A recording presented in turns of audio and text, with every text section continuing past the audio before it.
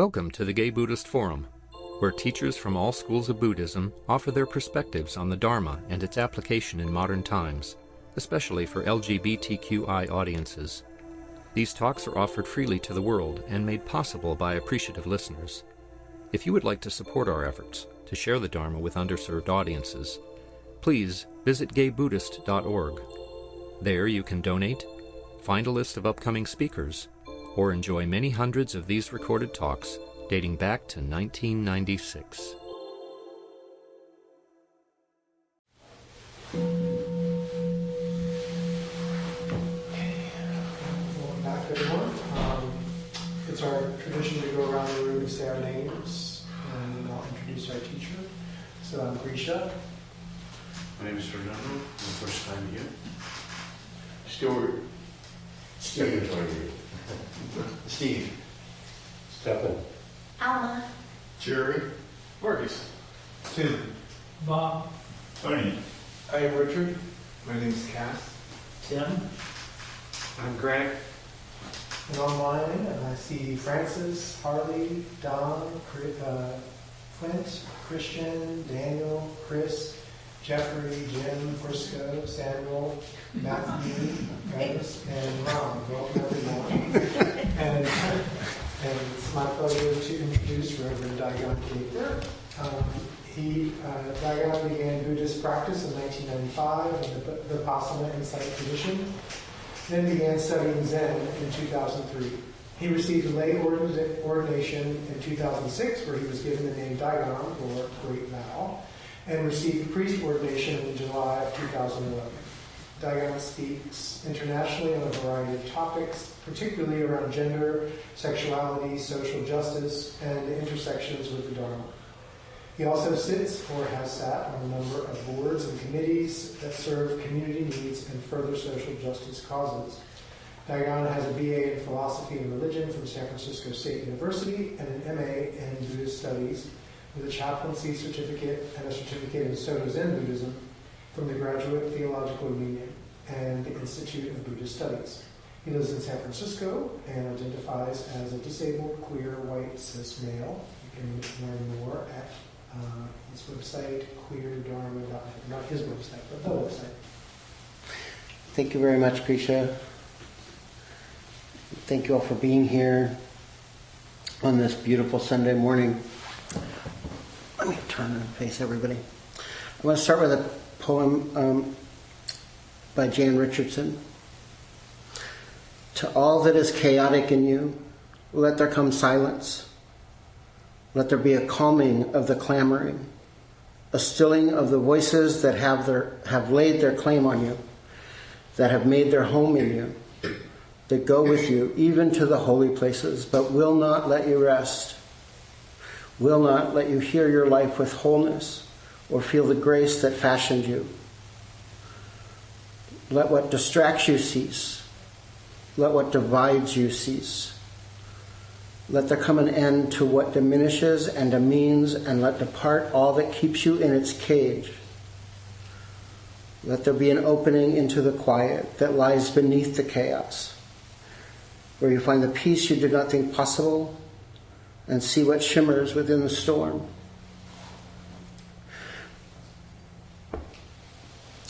I've been thinking a lot about how do we practice in chaotic times, in terrifying times. And I have two main points to talk about. One is community, and the other is sort of taking our places. So I think that in Buddhism, we often think of Sangha as other practitioners. Sometimes we think of it as the group that we sit with, or we might think of the temple, or even, if we think globally, all the Buddhist practitioners around the world. Which is great, and it's important. But I want us to think about and invite us to start thinking about expanding our definition of Sangha. How much do you know about your neighbors? The other people in your apartment building, or the other people in your neighborhood.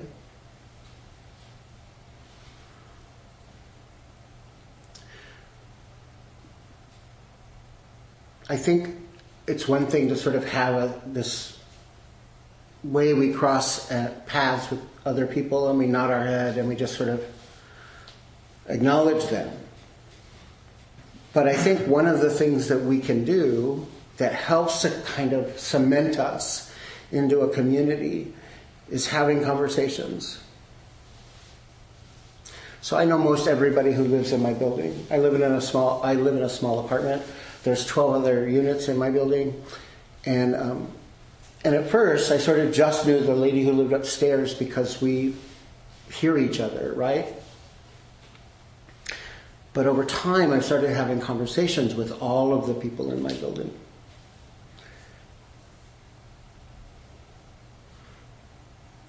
Starting to learn about, like, their skills.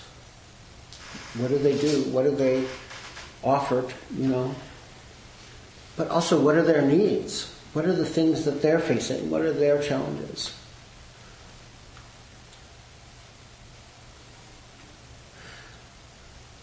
I think we can start to really radicalize around this idea of mutual aid and community.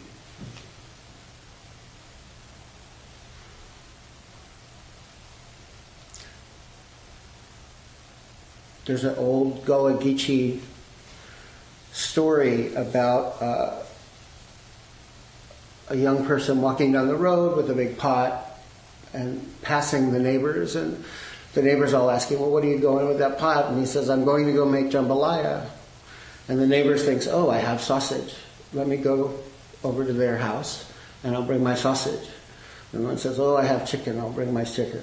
Right? And it just goes this way. And then eventually everybody's at this person's house and they're all making jambalaya together in this big giant pot.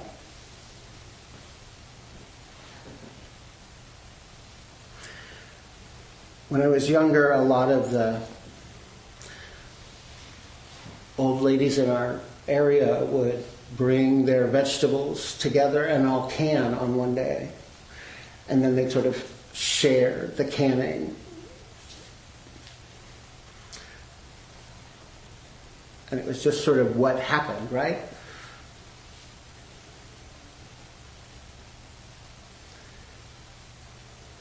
I think sometimes we can silo ourselves into our own little circles.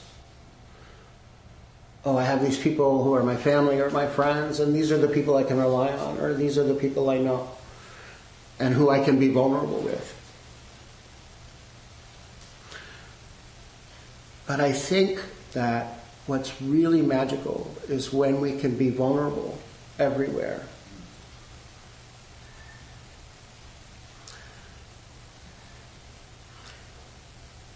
When we can let other people know what we need, and we can listen to what other people need, and we can help each other strategize how to meet those needs.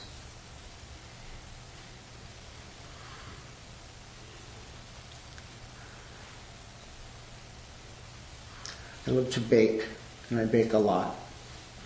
But I also try not to eat a lot of sweets. And so I bake still because I love to, and it's a way for me to calm my nerves and end a day. And then I'll take like 2 or 3 little pieces, and then I'll take it upstairs to my neighbor upstairs, who will then share it with her friends or her family or whatever. She lives alone too, but she's this lovely little lady.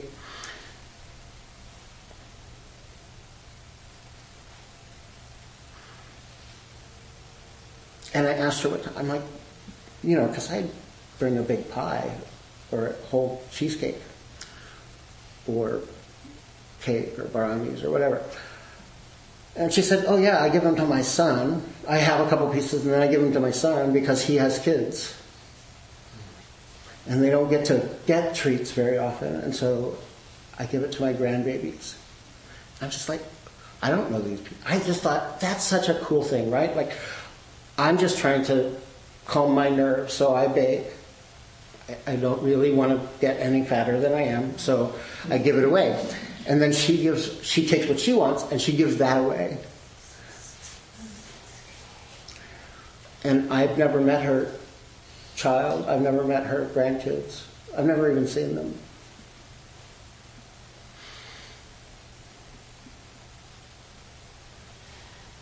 But I smile.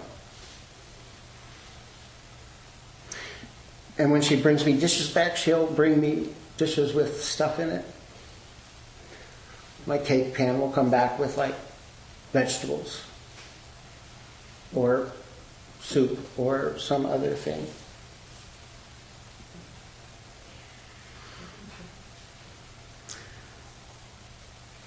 I have other neighbors who live down the street who live in a big Victorian with 3 or 4 flats. And it's one family. And the grandmother now bought this house like back in the 40s. And her kids and her family move in and out.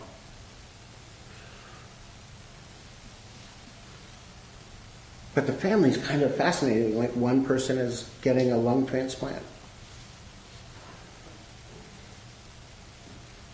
And they all kind of take care of each other. And they're always sitting on their steps when I walk by to go to the store or whatever I'm doing in the neighborhood.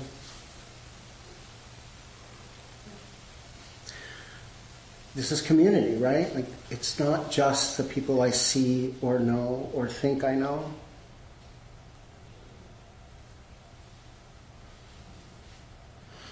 It's about mutual aid. It's about bringing what I have, offering what I can, and trusting in the universe. Trusting in other human beings. I think about the early days of the AIDS crisis when nobody was giving a shit about us. And we created things like Shanti, and we created things like Rita Rocket and the brunches on Sunday. We created community and mutual aid. And I wonder what that looks like now.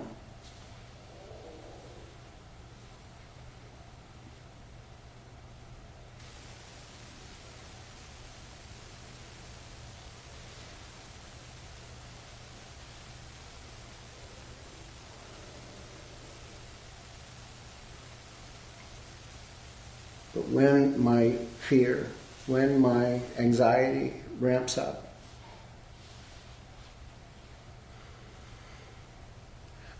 I have people around me that I can listen to, that I can remind me that I have something to offer, but then also who show me joy. This morning I woke up and I looked at my phone and started to doom scroll. And then I came across a friend of mine who was dancing with their partner in the kitchen. Silly. And they were laughing. And it was just general silliness. But it was so lovely to just see this expression of joy that I put my phone down and I thought, okay, I'm going to go make coffee now and take a shower.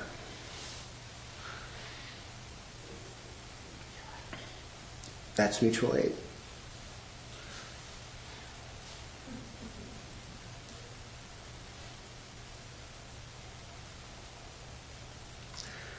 So then the other thing that I want to talk about is the idea of taking our place. One of the things that I tell new activists, new sisters, new chaplains, when they ask me what's the most important thing,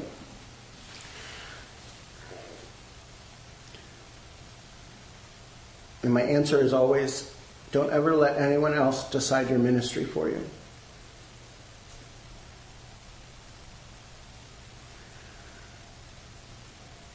If I act and react to the world around me rather than staying true to who I am,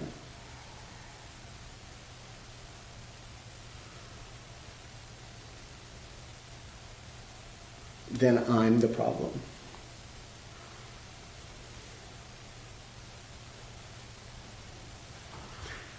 I try to respond rather than react. I try to take a breath and think about what's the most appropriate action here.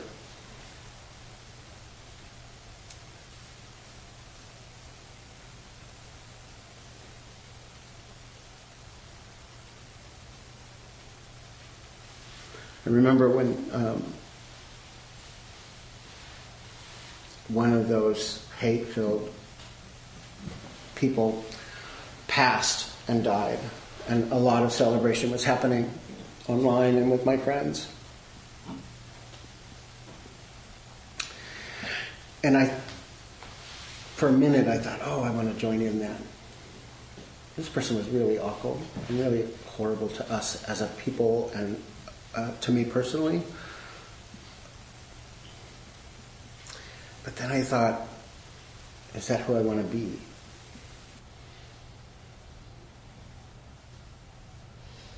If I let this person and their hatred and their vitriol decide for me who I am, I fall short.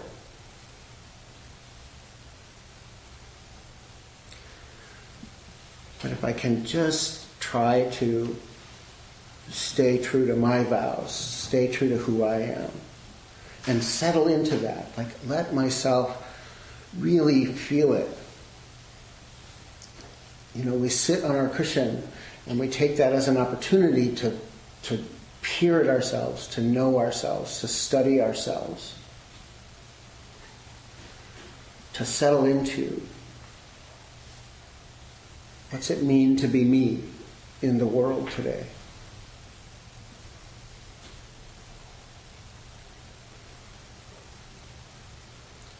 Sometimes it means I'm really anxious and I have to go to my friends and go, hey, girl, tell me what's going on. Tell me something good. Other times, I can find myself having really meaningful conversations. And other times the appropriate response is to march or to send letters or call people or commiserate with people more in danger than I am.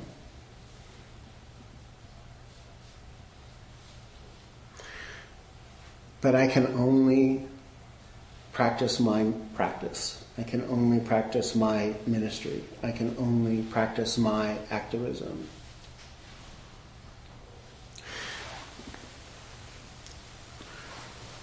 A lot of people ask me when I started to use my name, why I wanted to use my name. Not everybody who gets ordained sort of publicly uses that name.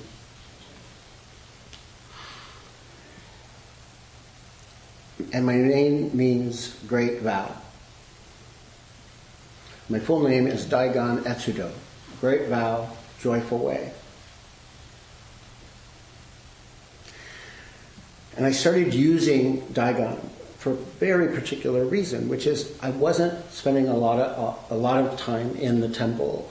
I was actually sort of out in the world. I was going to school, I was interacting, I was being a nun, I was marching, I was parts of committees and stuff, and I wanted to keep my vow front and center in my life.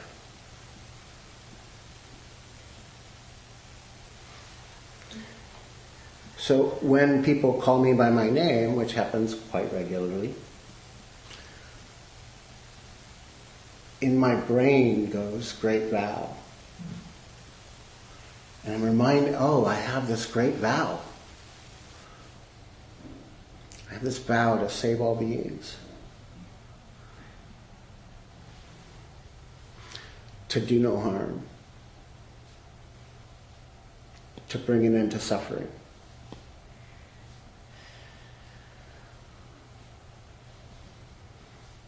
And so numerous times throughout the day, I'm reminded of who I want to be in the world.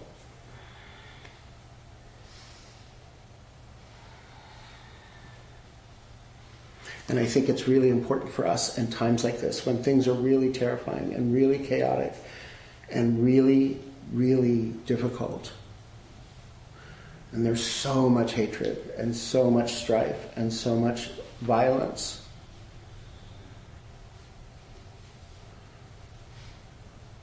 That we don't get thrown off by that. That we can be ourselves.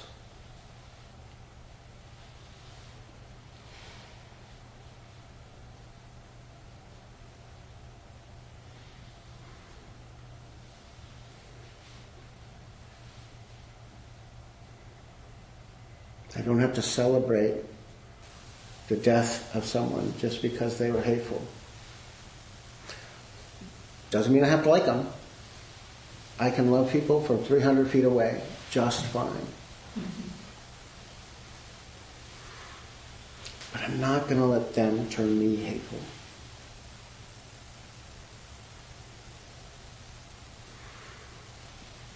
I think right now part of the strategy for those in power is to make us afraid.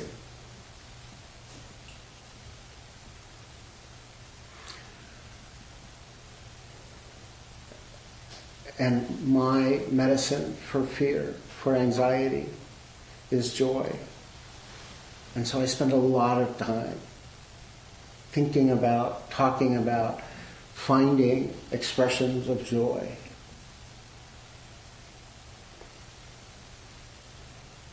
It goes back to this participating in community, because I can't always muster up the joy, and so sometimes I have to go out in the world and find it. And it's always there. Just like fear, just like anxiety, just like anger, it's always there. But I can go out and I can really, and sometimes it means I put out on social media, hey, show me what's bringing you joy today. I need a lift.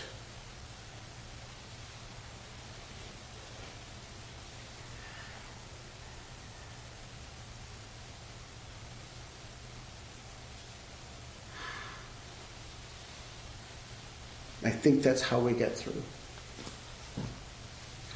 Because I also think about, at the pinnacle of all of our friends dying and all of the funerals and all of that stuff, there were these moments of incredible joy. One of my friends' celebration of life, they demanded that everyone dance out of the church to Dancing Queen. To what? Dancing Queen by ABBA. It was their favorite song, and they loved to dance. And I just remember the laughter when, this very formal minister said, "This is what we're doing next." And those people who knew really closely my friend understood. And then there are the people who are just sort of tertiary in their life, who also kind of but then it started, and the laughter and the joy of that moment.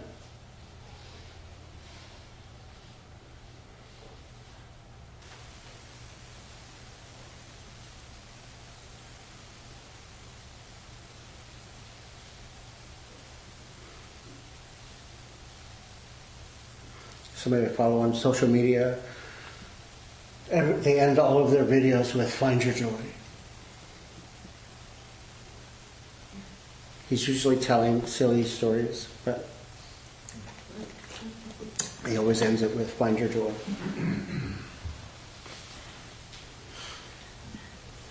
So find community, find joy, but also don't let anyone else decide who you are. Try to develop the capacity to respond rather than react. I'll also say one of the key parts of that for me is to feel my feelings around it. I'm not afraid of my anxiety. I'm not afraid of my fear. I'm not thrown off by it. I also don't let it drag me around. I can settle into this experience and go, oh yeah, I'm fearful. What do I need? I need this, I need that.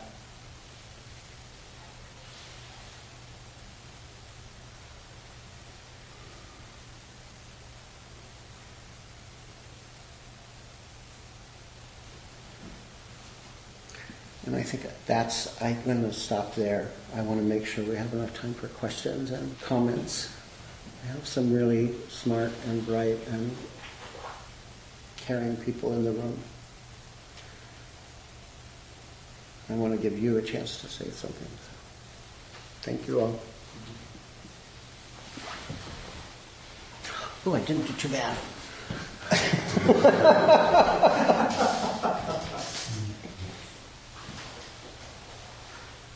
And if you just say your name when you want to speak so that I can... Sister? Cass. Cass. Sorry.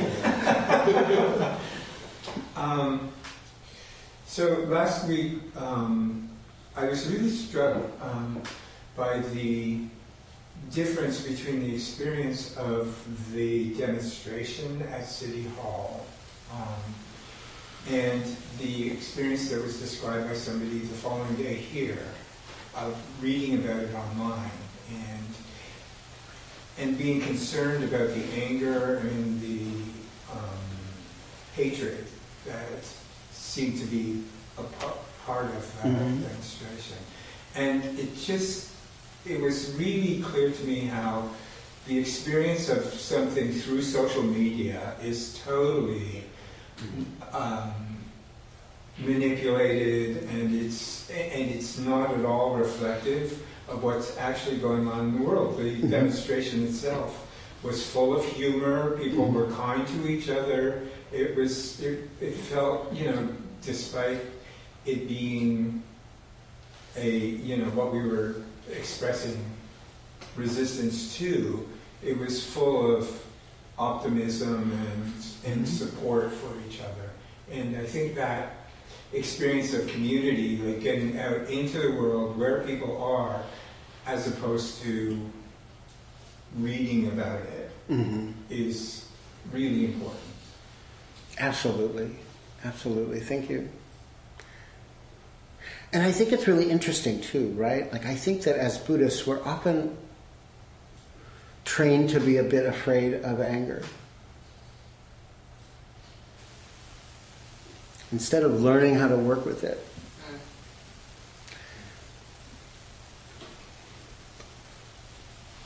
I'm a person, and people get angry. Anger is not the problem. It's how do I manage it? How do I handle it? What do I do with that?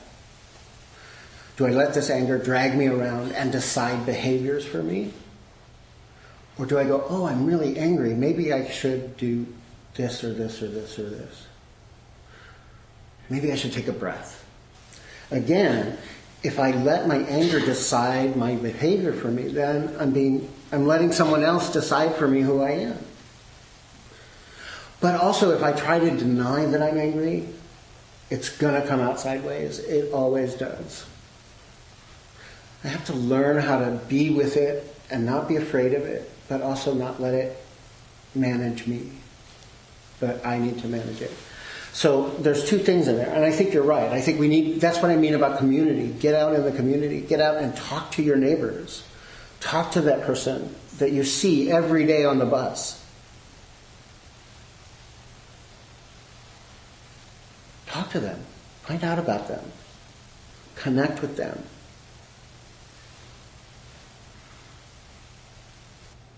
Be in the world and of the world, right?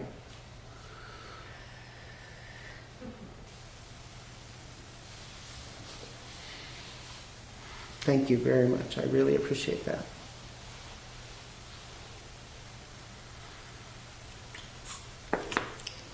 Fernando, right? Yes, perfect. think it's so beautifully interesting that the way you manage your anxiety. Then I don't see anxiety like as a bad thing, or as like your enemy. Like that moves you. Mm-hmm. So there was like an energy that moved you to take action. So you baked, so you shared, and you even enriched like other people's life in some kind of way. To tell a short story about that, I started managing my anxiety. I wasn't able to drive with fear of motion sickness, right? And I just learned how to drive last year, 38 years old. Yay. But that happened because my partner, he got cancer, and I was in an urge to how I can help him, like drive him to the hospital, buy groceries, take care of him. And that was like, then I got much more anxious, and I was like, oh, I cannot do anything to help him. But at some point I learned how to harness that force and turn it to move me to make something, that's positive. It really changed my life, and I can, even living for 10 years in San Francisco, I didn't know the parks around, I never crossed the Golden Gate Bridge, and I finally did it yesterday. Awesome, yeah. So it's so incredible, like when you see those things as a force, you can harness it, and you can use to do something that can really change your life, right? Yeah. Absolutely. Thank you so much. And congratulations. I think that's awesome. And we do that by not being afraid of it, by just acknowledging it, by allowing ourselves to experience that. Oh, I'm really anxious. Okay, I can be anxious and do this thing anyway. I can be afraid and do this stuff anyway. I came to Buddhism because my grief drove me here. The loss of a partner back in 1995. And I'd spent so long trying to run away from that grief, trying to not feel that grief, trying not to experience anything like that. Because I thought that I'd gone to group, and I thought there was something called over it, and then I came to Buddhism, and they went, no, just cry. Just breathe.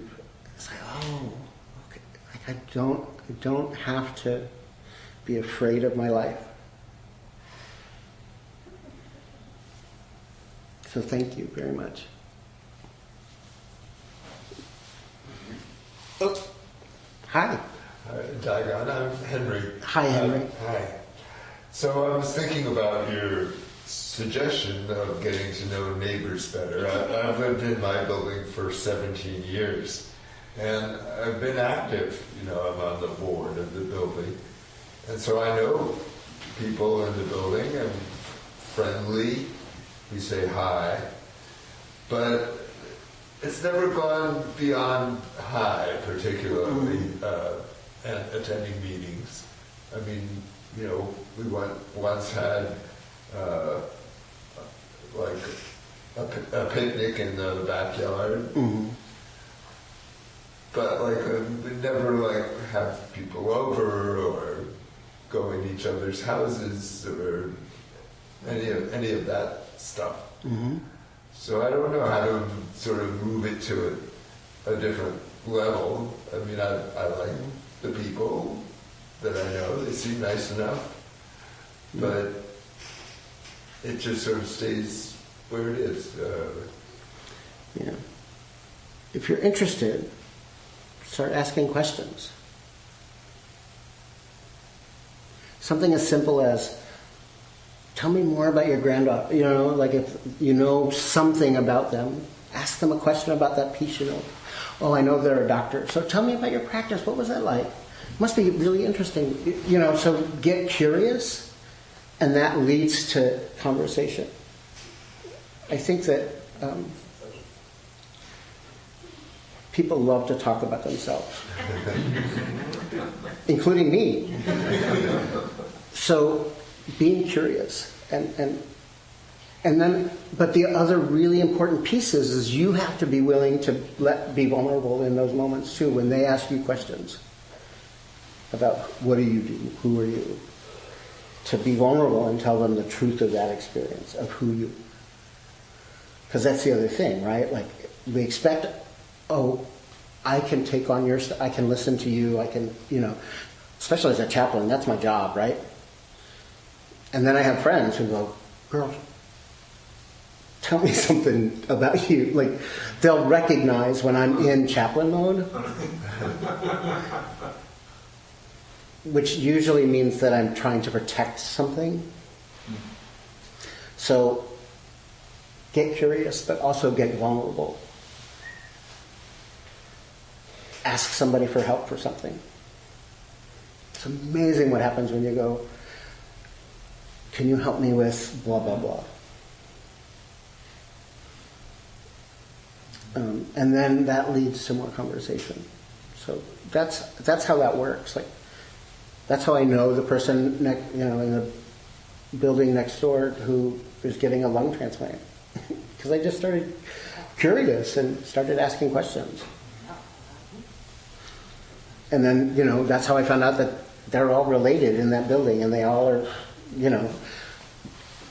the matriarch of the family bought the building in the 40s, and they've been in it ever since, and people move in and people move out. Like, the whole story of this house just came because I got curious and moved beyond, like, hi, how are you?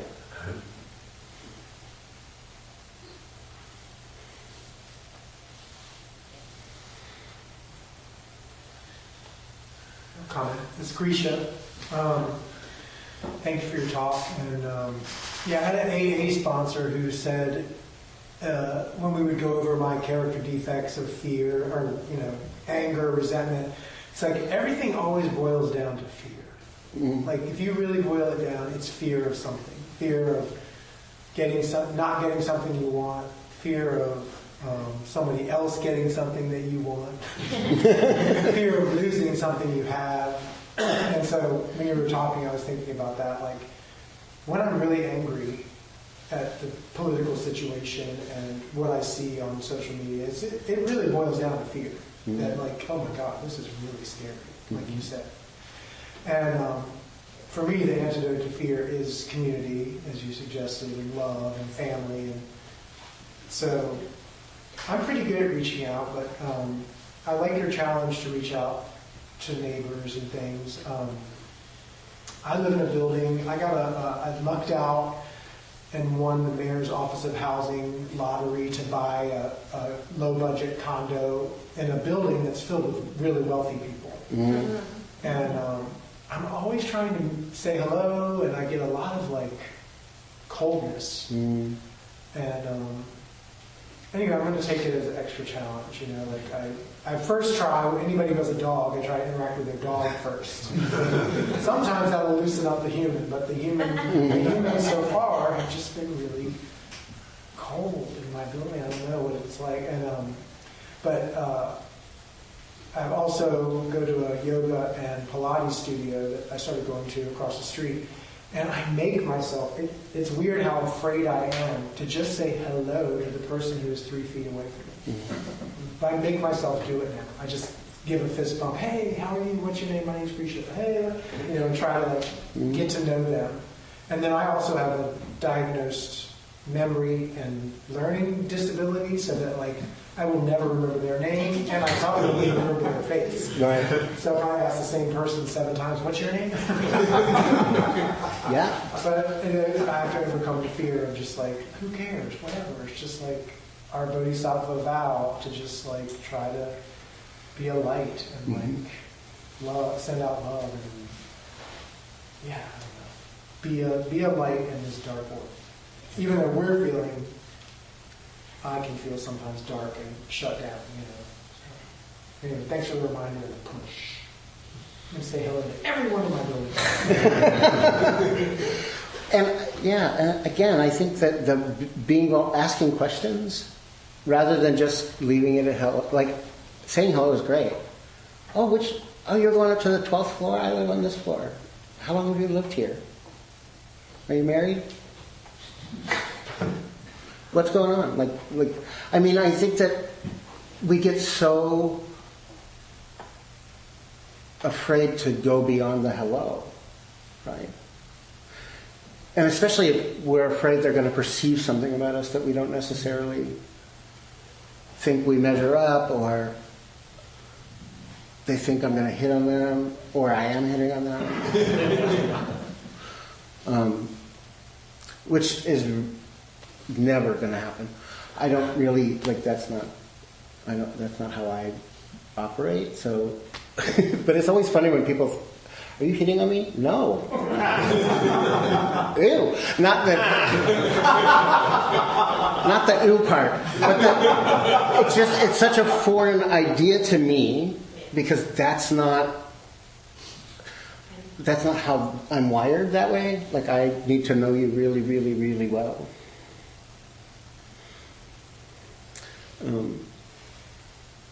So yeah, it's very interesting to me, the people who think that I'm just seeking something other than to know you. So, I mean, that's the other thing, right? I think sometimes people think, and especially younger people, I think it happens more with younger people. They think that I'm just trying to hit on them. It's like, child, I have underwear older than you. I saw another hand over here. Morning, thank you. You stimulated lots of thoughts and memories. And one of the things... Tell us your name. Oh, I'm Bob. Hi, Bob. And speak up to the mic. I'm Bob. In some of your discussions, you reminded me that a long time ago, when people would say, "How are you?" I didn't exactly know how to answer that. Do I tell them about the pain in my foot, the headache, the letter that I lost yesterday, the bowel movement that wasn't so great? What do I say? How am I? Yeah. And which made me think, do I want to ask them how they are? And I started saying to people when I met them, I hope life is treating you well. And either the words they said, their body language, or an expression on their face really allowed me to say, oh, and that would usually start a small discussion. And then the interaction happened, and there was no confrontation, there was no pressure. It was all voluntary. Mm-hmm. And I don't know if other people do that. I don't know how other people would feel about it, but that was always my reaction to how are you? And it still is when people say to me, how are you? Mm-hmm. Where do I begin? Yeah. I actually stopped asking that question. My usual go-to question with people I don't know is, are you having a good day? Or hope you're having a good day. How's your day been? Because I think it gets a little more specific, and it allows them to sort of focus in on something, some kind of and it asks them to do another response other than, I'm fine. Which doesn't tell you anything. You mean you ask how are you and they say I'm by? I'm fine. Oh. Although that would be a really great answer. That would certainly open up conversation. But I think that the way we're socialized, and what are the ways that I can interrupt my socialization, right? Like I'm socialized in particular kinds of ways as a white guy, as a man, and so what are the ways I can interrupt that? And looking for those ways. One of them is not asking how are you, but asking, I hope you're having a good day. You having a good day? I usually ask that's my go-to with the person checking me out at the grocery store. How's your day been? And they always kind of look at, like they take a beat. It's really funny. Because I think, I don't think people are used to being asked that question, particularly service people.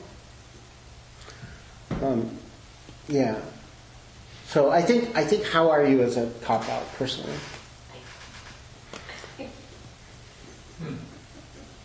Well, I use how are you, but then I offer an answer like fabulous, and usually the usual response is not fabulous, but then it sort of opens things up a little bit by giving people an unexpected little window to deal with. Yeah, like how are you doing? Good or great? I've heard that. Oh yeah. Or bad or great. How are we on Yeah, time? we should probably wrap up. Okay. Thank you all very much. I really appreciate it. All right. Let's see.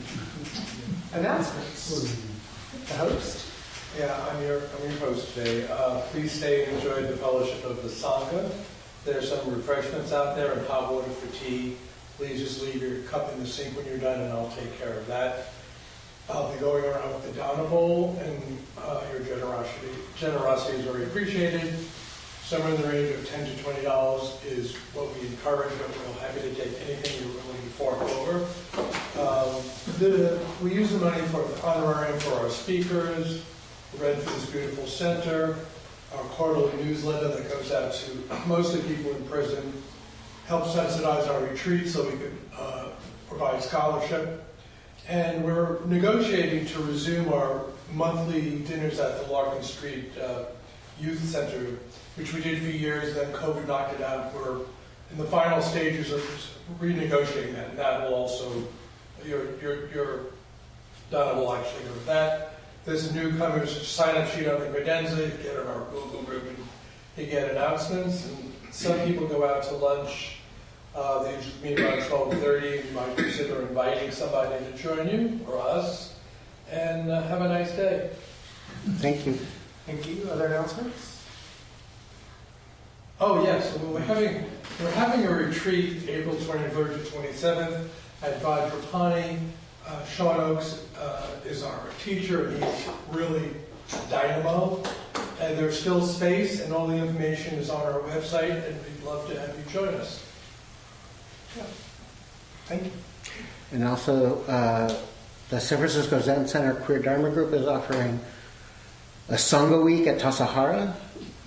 If you look on the sfzc.org, it's a week-long opportunity to practice together. You work in the morning and then sit, and then you're free in the afternoons to kind of hike around and stuff. Do you have dates for that by any chance? I think it's the end of May, beginning of June, but I don't remember. I just got an email about it, so I can't. I just have to put in a plug for Tassajara. It's like nirvana. It's so beautiful. The food is fabulous. There's actually a bathhouse with natural springs, and the Zendo is beautiful. They're wonderful people there. I've been there multiple times, and it's one of my favorite places in the world.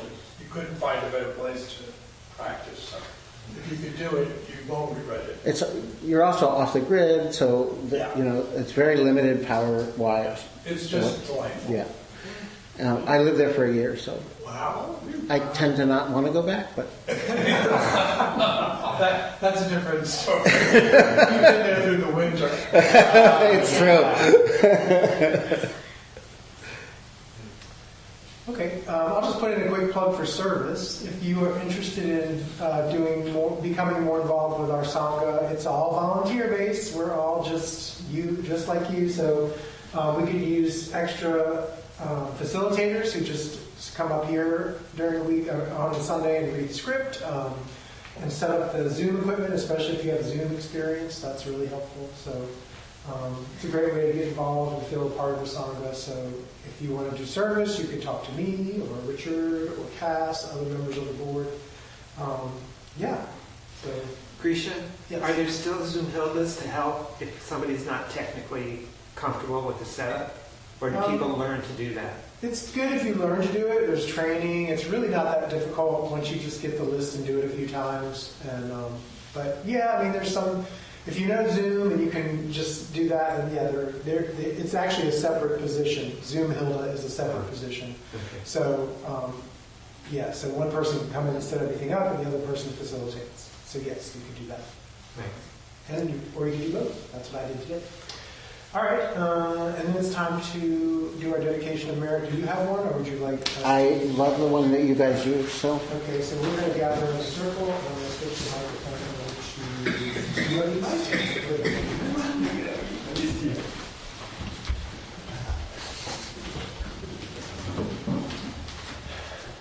Sister Mary, would you like to do the? we're both Sister Mary. Yes, is that? Which one? Go ahead. By the power and truth of this practice, may all beings have happiness and the causes of happiness. May all be free from sorrow and the causes of sorrow. May all never be separated from the sacred happiness which is without sorrow. And may all live in equanimity without too much attachment or too much aversion, believing in the equality of all that lives.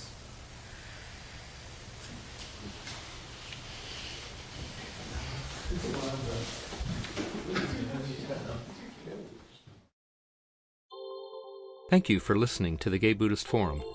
If you would like to hear several new talks per month and be notified of upcoming speakers so you can participate live, please subscribe to this podcast, like us on Facebook, and join our mailing list by visiting gaybuddhist.org.